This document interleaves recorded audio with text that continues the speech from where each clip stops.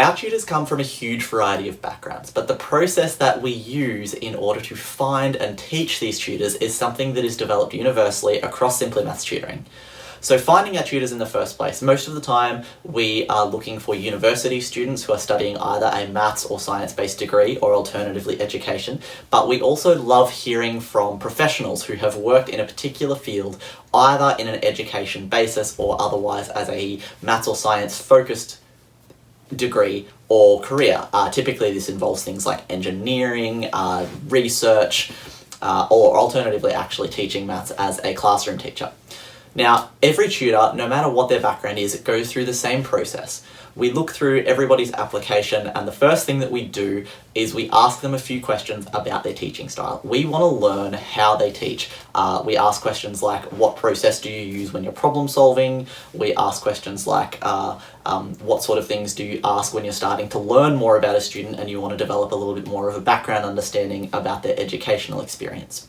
So we learn about how tutors communicate with their students and with parents like yourself. We also have a talk with them over the phone, and we do this because we want to make sure that our tutors have the highest level of communication skills that we can find. We want to make sure that they are able to clearly show their ideas, to pass on the information that they have in their head onto the people they're communicating with, because nothing is more important in tutoring than clear communication, than making sure that students understand what tutors are saying. And so that making sure that tutors have those communication skills is a really integral part of our process when we are looking for new tutors to join our team. The final stage is obviously an in-person interview. Now we do this either with myself or with one of our tutor managers, and this point of this interview is to assess in depth their skills, their communication abilities, their ability to not only perform the mathematical tasks but also to explain them. So part of our interview process is we will ask a very simple maths question, a question that for a tutor who is interested in teaching maths should be child's play, and we focus on their ability to communicate how they would explain this question to a student of their own. So every step of the way we are looking for tutors who are excited to be tutoring, who are passionate about tutoring, obviously who have the math skills, but most importantly, who can communicate. Tutors who do a really good job of getting their ideas out of their head, out into the world for other people to understand and interpret.